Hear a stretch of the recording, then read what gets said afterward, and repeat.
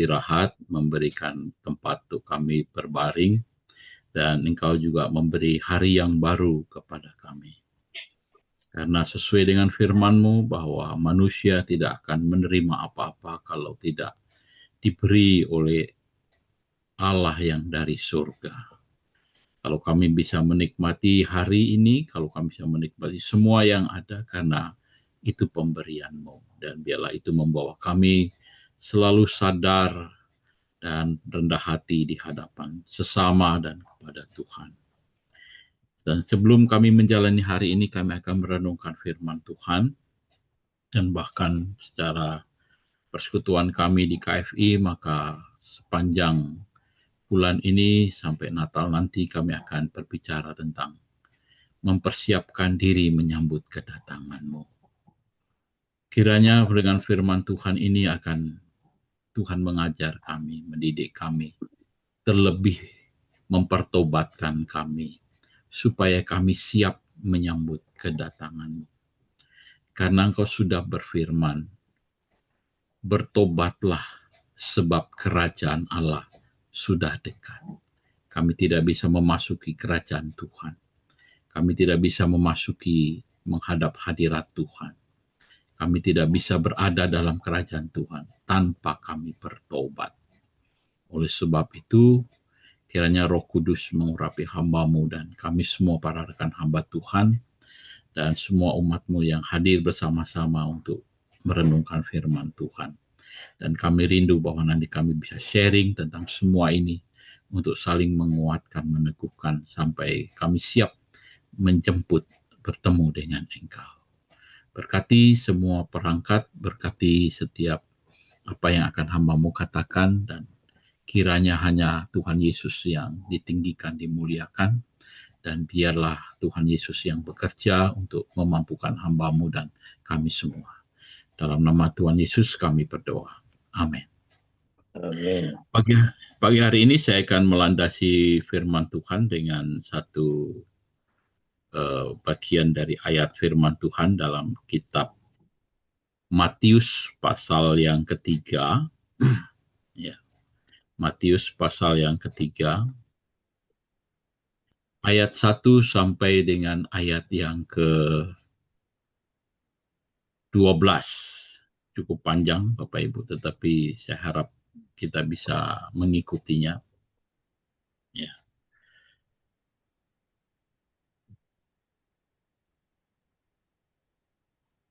Maaf, salah, Matius pasal 24 maksud saya. Matius pasal 24. Matius pasal 24.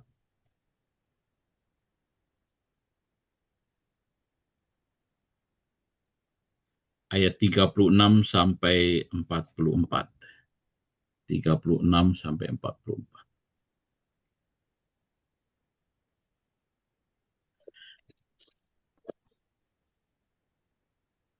Tetapi tentang hari dan saat itu tidak seorang pun yang tahu, malaikat-malaikat surga tidak, dan anak pun tidak, hanya Bapa sendiri. Sebab sebagaimana halnya dengan pada zaman Nuh, demikian pula halnya kelak pada kedatangan anak manusia. Sebab sebagaimana mereka pada zaman sebelum air bah itu makan dan minum, kawin dan mengawinkan sampai kepada hari Nuh masuk ke dalam bahtera. Dan mereka tidak tahu akan sesuatu sebelum air bah itu datang dan melenyapkan mereka semua. Demikian pula lah halnya kelak pada kedatangan anak manusia. Pada waktu itu, kalau ada 2 orang di ladang, yang seorang akan dibawa dan yang lain akan ditinggalkan. Kalau ada 2 orang perempuan sedang memutar batu kilangan, yang seorang akan dibawa dan yang lain akan ditinggalkan. Karena itu, berjaga-jagalah, sebab kamu tidak tahu pada hari mana Tuhanmu datang. Tetapi ketahuilah ini, jika tuan rumah tahu bahwa waktu mana pada malam hari pencuri akan datang, sudahlah pasti ia berjaga-jaga dan tidak akan membiarkan rumahnya dibongkar. Sebab itu, hendaklah kamu juga siap sedia, karena anak manusia datang pada saat yang tidak kamu duga. Demikian sabda Tuhan, berbahagialah kita yang boleh mendengarkan dan merenungkan firman Tuhan, dan terpujilah Kristus.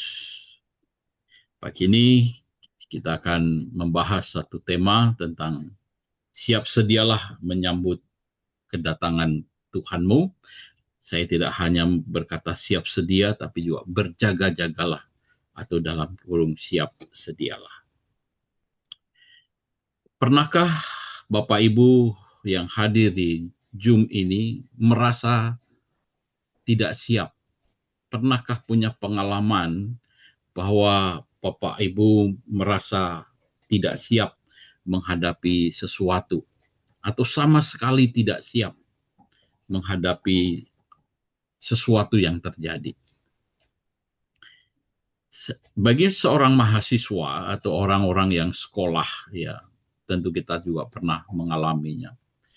Bila kemudian tiba-tiba guru masuk ruang atau dosen masuk ruang kelas, maka kemudian memberitahu bahwa harus akan ada ujian dengan tiba-tiba, maka kita bisa merasa tidak siap atau sama sekali tidak siap.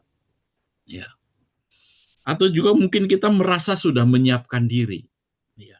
Atau kita sudah merasa berjaga-jaga. Contohnya kita sudah mengcover kesehatan kita dengan asuransi, Bapak Ibu. Ya. Tapi kemudian ketika peristiwa terjadi, peristiwa naas mungkin terjadi, amit-amit, ya. Tetapi bila itu terjadi, kemudian kita yakin bahwa asuransi kita akan mengcovernya. Tapi tiba-tiba kita ketika klaim ke pihak asuransi, maka pihak asuransi mengatakan bahwa penyakit Anda tidak di-cover. Maka kita akan kaget dan terkejut. Bapak Ibu yang dikasih Tuhan, apa dampak kalau kemudian kita merasa tidak siap? Apa dampak kalau kemudian kita tidak siap sama sekali? Kalau para pendeta mungkin bisa seringkali mengalami ini ya, kalau tiba-tiba ditodong, kamu khotbah hari ini ya, atau kamu khotbah saat ini ya, maka kemudian kita merasa tidak siap, atau sama sekali tidak siap. Gitu. Apa dampaknya? Ya. Kita tentu merasakan dampaknya. Kita bisa kecewa, kita bisa sedih, kita bisa marah, kita juga bisa bingung. Nah, Bapak Ibu, coba renungkan kalau kemudian kita tidak siap sama sekali menyambut kedatangan Tuhan. Atau merasa, atau mungkin kita sudah merasa bahwa kita sudah siap menyambut kedatangan Yesus yang kedua kali. Coba kita renungkan sungguh-sungguh. Sudahkah siap Anda dan saya menyambut Yesus datang yang kedua kali? Ya. Pada masa-masa bulan Natal seperti ini memang hanya panitia Natal yang sibuk menyambut perayaan Natal. Ya. Ada sebagian orang, sebagian kelompok yang cuek-cuek saja. Merasa bahwa dirinya juga nanti nggak usah terlalu sibuk. Karena nanti pasti akan diundang. Nanti hadir pun tetap akan diterima. Begitu. Tapi apakah ketika kedatangan Tuhan yang kedua kali, kita bisa santai-santai dan kita akan dengan yakin mengatakan bahwa kalau nanti Tuhan datang, saya juga pasti bisa masuk. Nanti pasti Tuhan terima. Apakah bisa demikian, Bapak Ibu? Mari kita coba renungkan firman Tuhan yang baru kita baca hari ini. Ya, Spurgeon pernah mengatakan demikian. Pertobatan sejati memberi seseorang rasa aman. Kalau kita bertobat sungguh-sungguh, Bapak Ibu, kita akan punya rasa aman ketika datangnya Tuhan yang kedua kali. Kalau kita seseorang itu tidak pernah melakukan kejahatan, maka ada polisi pun dia aman. Tapi kalau kemudian ada razia, kalau dia tidak bawa SIM atau SIM-nya mati, pasti dia tidak rasa aman. Tapi tidak membuatnya berhenti berjaga-jaga. Bukan berarti bahwa pertobatan sejati tidak berbuat berjaga-jaga. Kalau kita bertobat sejati, maka tidak hanya kita merasa aman bahwa kita akan bertemu Tuhan, kita akan menghampiri Tuhan, bahwa Tuhan akan menemui kita, tetapi kita juga berjaga-jaga terus. Itulah sebabnya bagi seorang yang percaya Yesus, bertobat sejati, maka berjaga-jaga adalah sesuatu yang tidak bisa tidak. Artinya harus dan dikerjakan dari hari demi hari. Artinya kita setiap hari berjaga. Ya. Matius pasal 24 ayat 42 sampai dan 44 berkata, karena itu berjaga-jagalah. Diulang lagi dalam ayat 43, berjaga-jaga dalam ayat 44, sebab itu hendaklah kamu juga siap sedia. Perhatikan frase ini diulang-ulang, ya, untuk mengingatkan. Tuhan Yesus sedang mengingatkan. Kenapa? Karena pada waktu itu Yesus sedang berkhotbah, ya, di sebelum dia disalibkan. Kata berjaga itu dari kata Gregoriowo, yang artinya itu dengan kesadaran, dengan waspada secara rohani, menghindari pingsan rohani, selalu terjaga, hindari tidur atau tidur secara rohani. Atau saya lebih lebih singkat mengatakan supaya kita jangan khilaf, begitu. Ya, kalau orang melakukan dosa, orang mencuri atau melakukan kejahatan yang lain, orang mengatakan khilaf. Ya, saya khilaf, Pak. Ya, khilaf itu artinya pingsan secara rohani. Ya. Khilaf itu artinya tidur secara rohani. Begitu. Ya. Jadi saya pikir tidak ada yang mengerjakan dosa tanpa kesadaran. Pasti dengan kesadaran. Ya. Pasti Tuhan sudah mengingatkan. Nah, ini untuk menyadarkan kita. Orang Jawa sering mengatakan eling lan waspodo. Ya, sadar dan berjagalah, begitu. Ingat bahwa hidup kita tidak lama, ya. Jadi ingat, jangan terlalu menyia-nyiakan hidup. Ingat bahwa dalam keluarga itu nggak selamanya kita bisa kehilangan pasangan. Eling lan waspodo. Ingat bahwa nggak selamanya kita jadi pendeta, nggak selamanya kita jadi gembala, nggak selamanya Tuhan mau pakai kita. Ingat, itu ingat baik-baik, ingat, ya, ingat, itu selalu diingatkan supaya kita sadar. Ingat bahwa ada kutuk yang dari Tuhan. Tuhan itu nggak selamanya akan murah hati terus, ya. Tuhan sudah mengingatkan itu. Kenapa? Kalau kita nggak ingat, kita nggak berjaga-jaga, kalau kita nggak siap sedia, maka ayat 39 dikatakan seperti pada zaman Nuh. Maka orang-orang yang tidak berjaga, maka orang-orang yang tidak siap sedia, ya dilenyapkan. Gitu. Nggak ada pilihan lain, gitu. Ya dilenyapkan.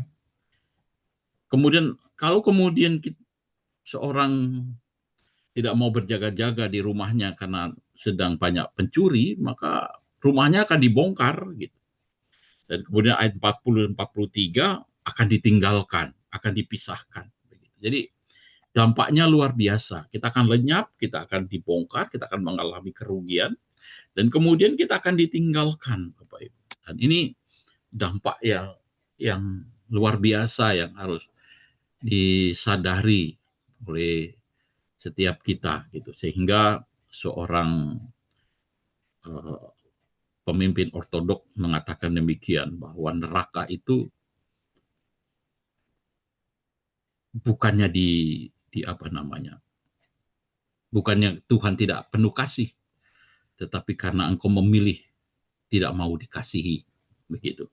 Ya, jadi neraka itu bukan karena Tuhan tidak penuh kasih, tapi karena kita memilih untuk tidak menikmati kasih Allah.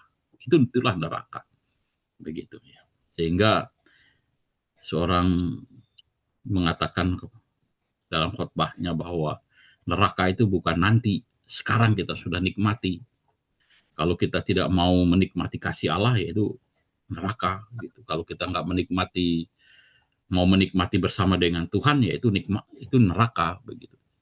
Tapi kalau kemudian kita menikmati kasih Allah, kalau kemudian kita menikmati karunia Allah, itulah surga, begitu.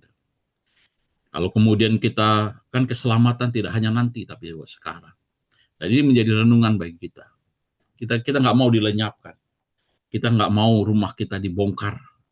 Kita nggak mau ditinggalkan oleh Allah. Tidak mau ditinggalkan oleh kasih Allah.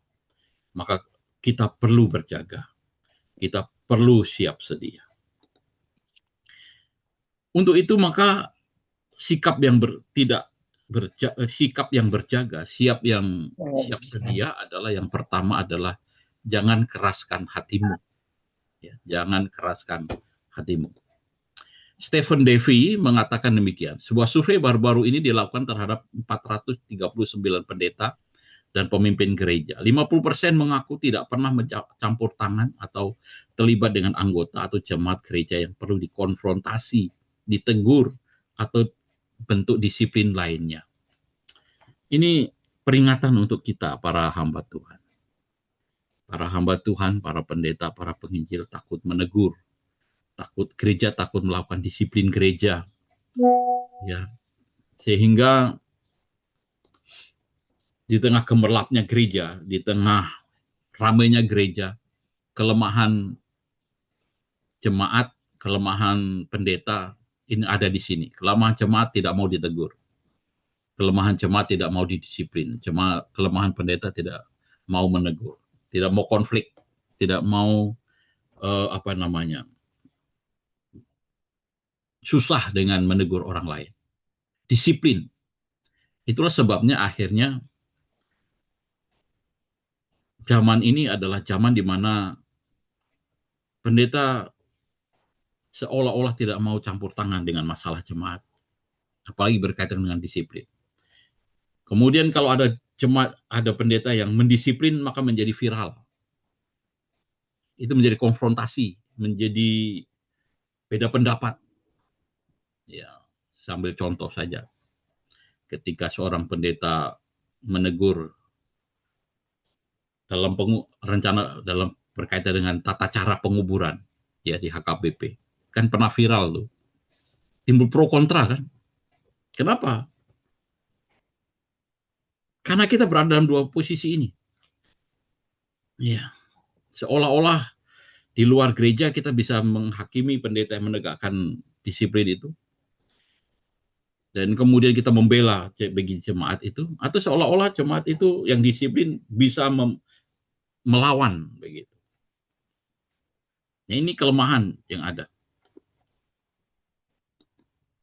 Matius pasal 24 ayat 39 mengatakan, dan mereka tidak tahu akan sesuatu sebelum air bah itu datang.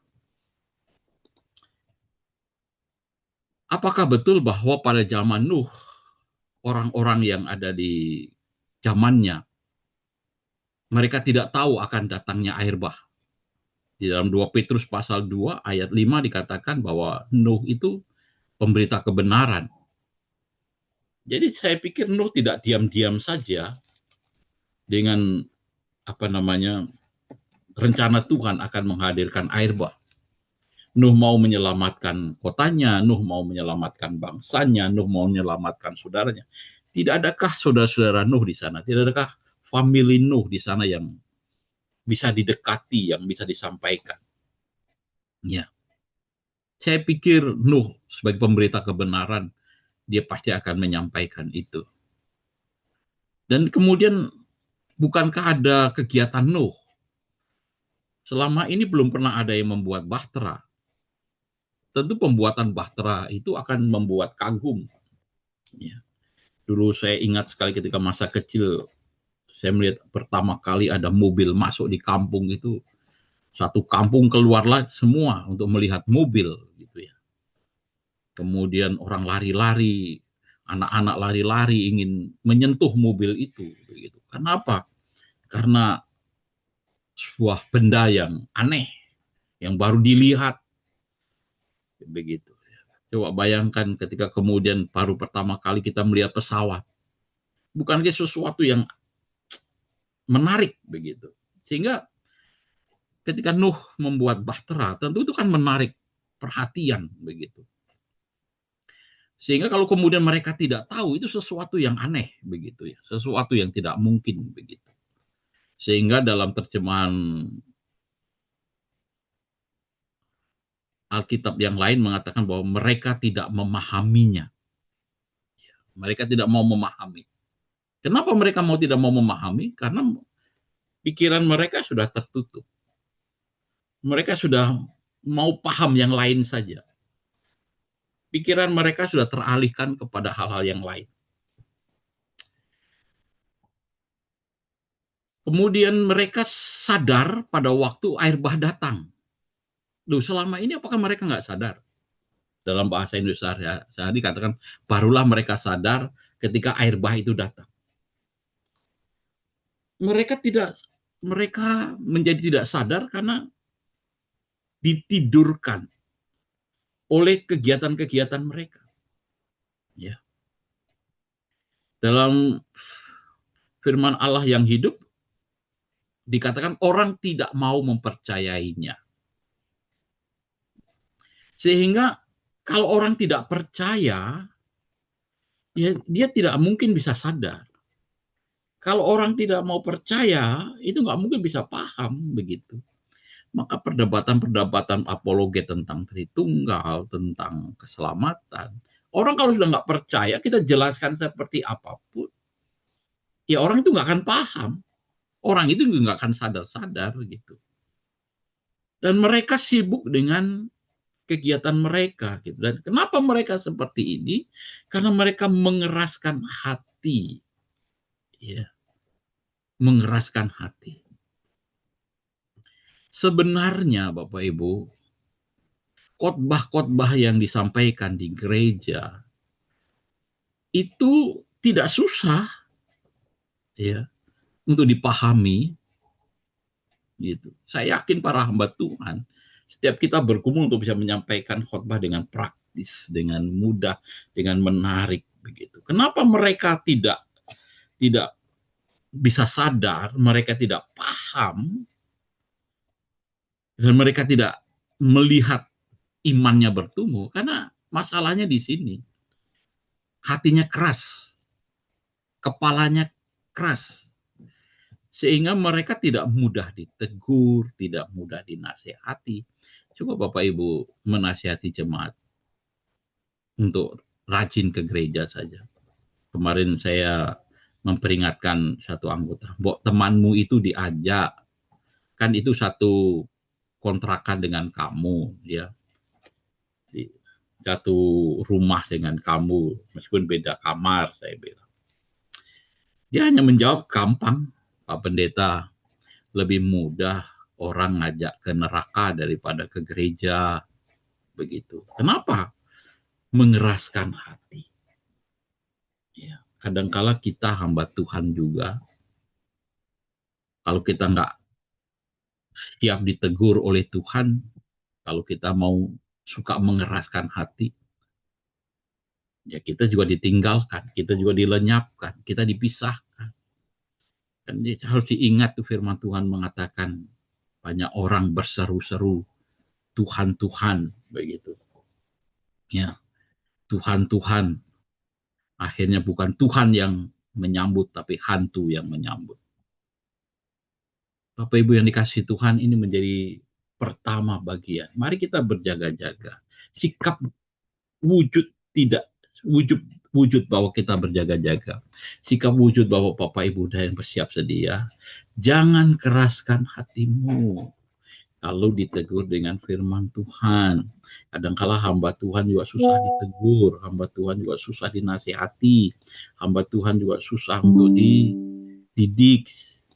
Ya, maaf Bapak Ibu, nih baterai saya lupa dicas. Bentar.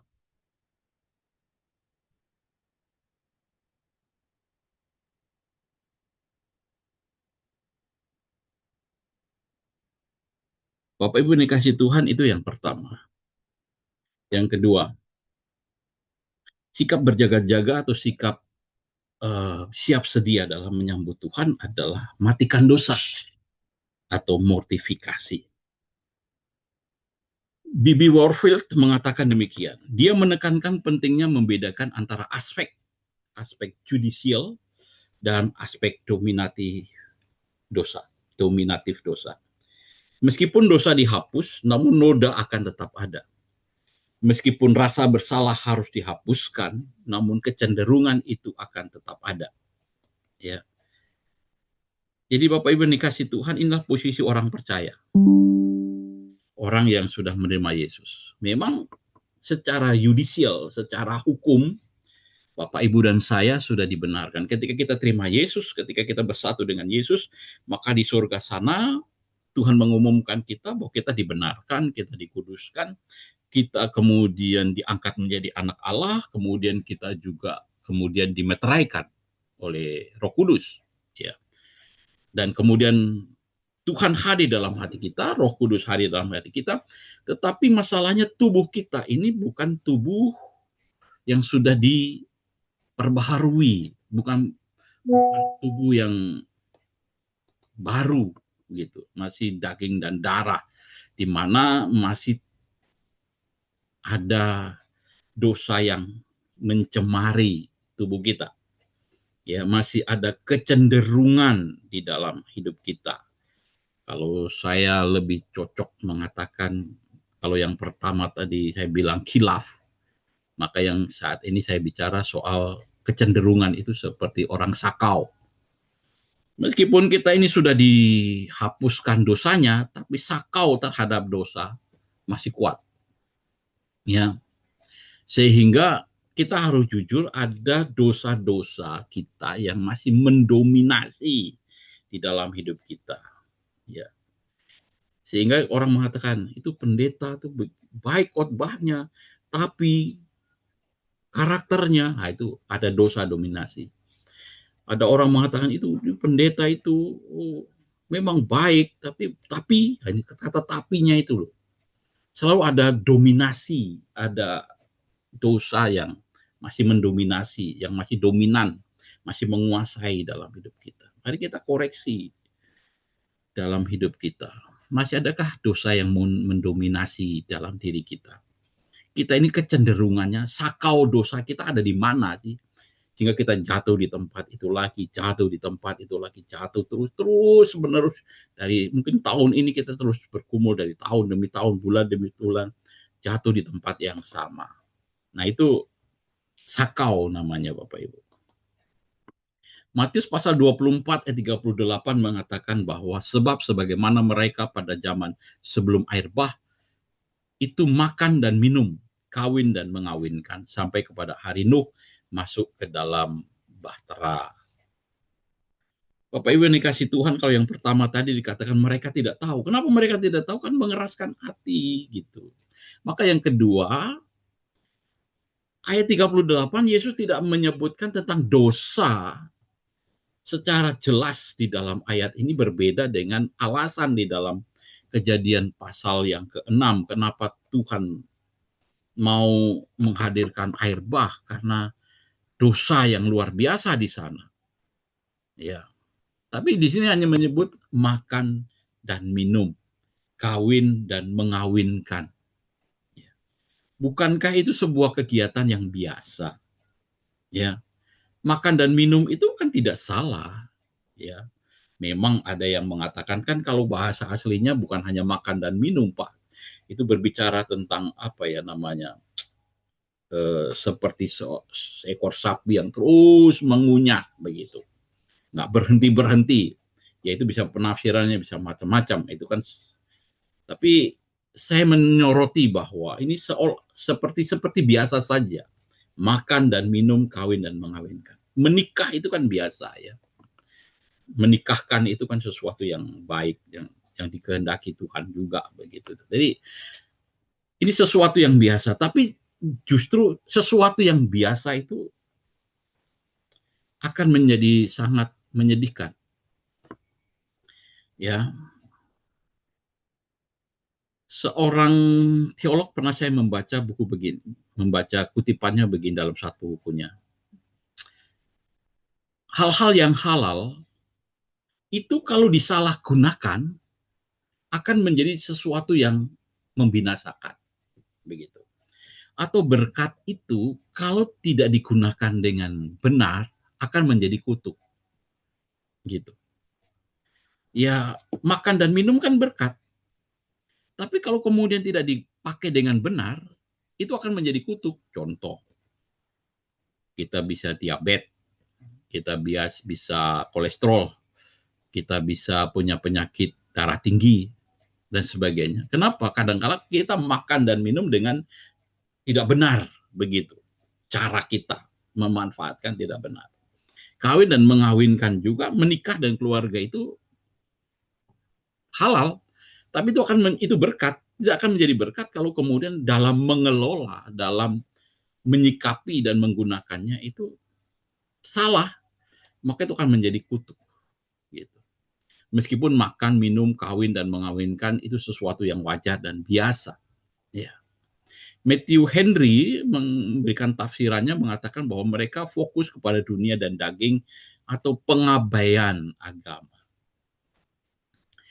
Nah, ini yang kemudian seringkali juga terjadi, mengabaikan Bapak Ibu. Itu ciri dalam 2 Timotius pasal 3 ayat 2, manusia akan mencintai dirinya sendiri, ya. Kemudian manusia itu akan menjadi hamba uang. Dan ayat selanjutnya dikatakan tidak mempedulikan agama. Jadi dosa ini yang mendominasi di dalam gereja sampai saat ini, Bapak Ibu. Nggak peduli. Ya, peduli dengan diri sendiri, peduli dengan fokusnya hidup sendiri. Nah, kadang-kala kita hamba-hamba Tuhan juga sama, gitu. Fokus kita kepada diri sendiri saja, keluarga kita saja. Ya. Kadang-kala kita nggak mau peduli dengan jemaat, nggak mau peduli dengan masalah-masalah jemaat. Kenapa? Mungkin karena di gereja itu pendetanya banyak, tidak hanya sendiri. Ya, bisa limpahkan kepada yang lain, begitu. Ya kan, saya supaya tidak terlalu sibuk atau dengan alasan apapun, begitu Bapak Ibu. Ya, jadi kepedulian gereja itu kurang kadangkala. Ya, jemaat kadangkala juga kembali ketika pendetanya peduli, ketika gereja peduli, mereka terlalu keras kepala. Ini dua sisi yang muncul Bapak Ibu, ya, yang muncul di dalam zaman ini, gitu. Sehingga kita harus merenung dalam hal ini bahwa hari demi hari karena kesibukan bisnis, kesibukan makan minum, kesibukan keluarga, orang mulai mengatakan, Pak, saya sibuk, saya nggak gereja. Saya sibuk karena ada bisnis, saya nggak melayani. Saya sibuk. Sehingga seolah-olah semua bisa menjadi alasan, dan gereja mengatakan bahwa ya oke lah, toleransi lah, bahwa Anda sibuk nggak masalah. Ya nggak masalah gitu. Dan oke-oke saja begitu. Karena kita sudah mengatakan juga bahwa beriman kan bisnis juga pelayanan, rumah tangga juga pelayanan, dan sebagai semua kita punya konsep semua melayani. Jadi betulkah itu pelayanan? Itu yang menjadi pertanyaan. Tapi pada dasarnya ini yang perlu kita renungkan, bahwa tidak peduli dengan pelayanan, nggak peduli dengan agama, nggak peduli gereja itu mau apa. Banyak jemaat datang, duduk, dengar, diam, pulang. Hanya situ saja. Demikian, yang itu menjadi renungan. Terakhir, hidup berjaga-jaga, bersiap sedia. Yang pertama itu kita tidak boleh mengeraskan hati. Mari kita sadar, kita perlu didikan, kita perlu diajar, kita perlu dinasihati. Yang kedua, kita jangan melupakan, jangan terlalu fokus kepada diri sendiri. Fokus kita jelas untuk melayani Tuhan sebagai hamba-hamba Tuhan. Fokus kita diberikan untuk Tuhan, gitu ya. Tidak mengabaikan, jangan abaikan hal-hal yang berkaitan dengan ibadah, hidup kesalehan. John Calvin pernah mengatakan bahwa seluruh kehidupan orang Kristen seharusnya menjadi semacam praktek kesalehan. Kesalehan itu adalah sikap hidup yang mematikan dosa, kemudian mengikuti hidup dalam pimpinan dan keteladanan Tuhan. Mortifikasi dan vivifikasi, begitu kalau bahasa teologinya. Ya, artinya mematikan dosa dan hidup di dalam roh, hidup di dalam iman. Nah, di dalam kesalehan itu kan ada tantangan.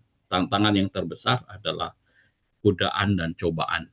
Godaan kedagingan kita, cobaan dari iblis, godaan dari dunia ini, ya, yang bisa lewat mata, lewat keinginan dibuahi, setelah dibuahi itu dalam kitab Yakobus, ya. Nah, itu itu menjadi tantangan, hidup dalam kesalehan. Matius 24 ayat 37 dan 38 sebagaimana halnya pada zaman Nuh sampai kepada hari Nuh masuk ke dalam bahtera. Di sana disinggung Nuh masuk ke dalam bahtera. Luar biasa memang Nuh di dalam Kejadian pasal 6 ayat 9 dikatakan inilah riwayat Nuh. Nuh adalah seorang yang benar, tak bercacat, celah, dan dia hidup dekat dengan Allah. Ini kesalehan yang luar biasa, Bapak Ibu. Ya, kita sebagai hamba Tuhan benarkah kita hidup benar, tak bercacat celah, hidup dekat dengan Allah, benar atau enggak? Jangan-jangan kita seperti ahli Taurat dan ahli Farisi yang Yohanes Pembaptis mengatakan, hei engkau ular beludak, jangan mengira bahwa engkau keturunan Abraham, maka engkau akan terbebas dari hukuman. Saya pikir kadang-kala kita sudah mengira bahwa kita sudah pendeta, kita sudah rohani, kita sudah baca Alkitab, kita kira kita pasti akan masuk surga. Ntar dulu, pertobatan kita seperti apa? Gitu. Kesalehan kita seperti apa? Kita tahu, siapa tahu bahwa kita yang benar, siapa yang tahu bahwa kita tidak bercacat, siapa yang tahu bahwa kita dekat dengan Allah, siapa tahu? Ya, jadi yang tahu kan keluarga kita masing-masing. Ya. Sehingga Nuh juga dikatakan demikianlah Nuh melakukan segala sesuatu sesuai yang diperintahkan Allah. Ya. Kemudian dikatakan di ayat 7, ayat 5 juga dikatakan yang sama.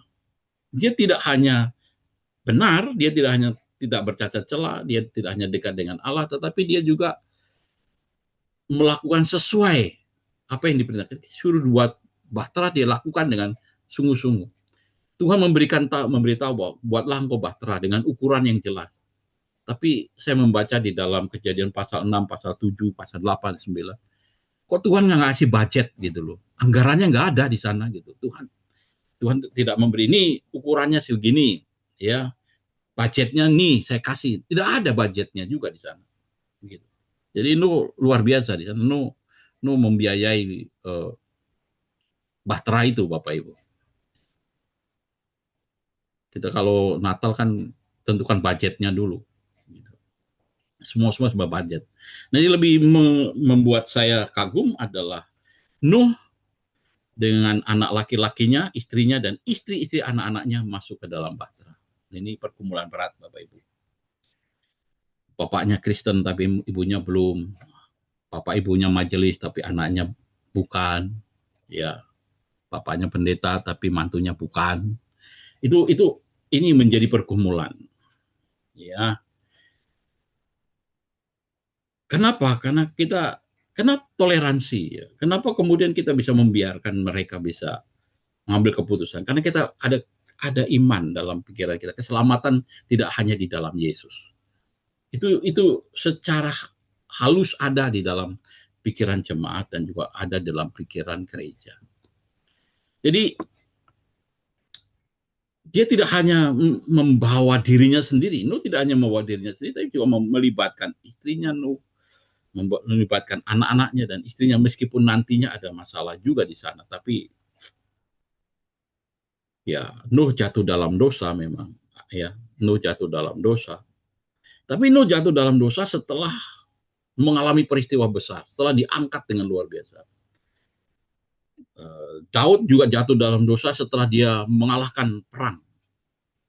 Jadi Bapak Ibu dan saya hati-hati ya kalau kita sudah mengalami posisi-posisi yang luar biasa secara rohani, secara promosi dari Tuhan, istilah dalam tanda petik yang sering kita dengar itu, maka di sana akan ada celah kejatuhan, begitu ya.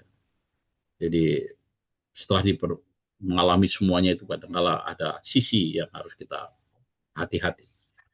Bapak Ibu kasih Tuhan, inilah yang perlu kita renungkan sehingga saya menyimpulkan saja, berjaga-jaga atau bersiap sedia. Mari kita sebagai hamba Tuhan Berikanlah contoh bahwa kita siap ditegur. Ditegur oleh siapa? Oleh jemaat mungkin, ditegur oleh pengurus mungkin, ditegur oleh eh, dinasihati oleh sesama jemaat mungkin. Ya. Jadi kita nggak anti teguran, kita nggak anti dinasihati oleh jemaat. Kadang-kala jemaat takut menegur juga karena wah ini orang urapan Tuhan nggak boleh sentuh. Bukan itu gitu. Jadi kita juga kalau kita nggak terbiasa dievaluasi oleh siapapun, wah ini berbahaya Bapak Ibu. Seolah-olah kita paling benar. Mari kita lihat di tahun ini, dosa apa yang masih mendominasi bagi hidup kita, dalam hidup Bapak Ibu dan saya.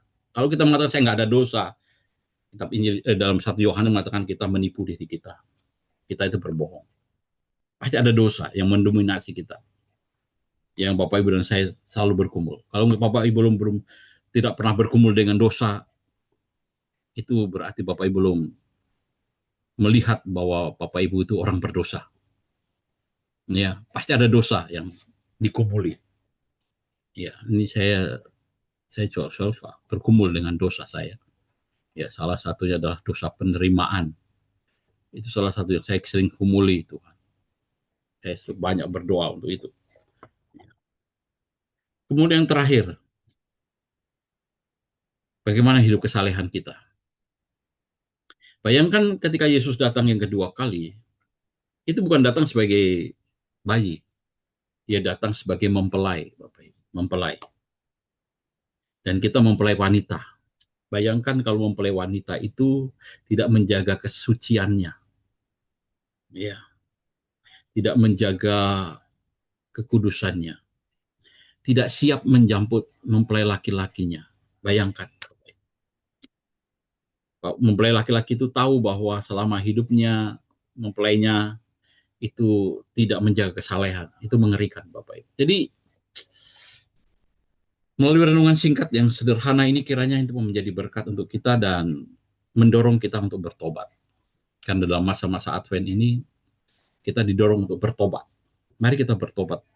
Kalau kita nggak pernah, kalau kita keras kepala, mari kita bertobat sungguh-sungguh dengan dosa-dosa yang masih mendominasi hidup kita. Mari kita bertobat sungguh-sungguh. Kalau hidup kesalehan kita memang tidak baik.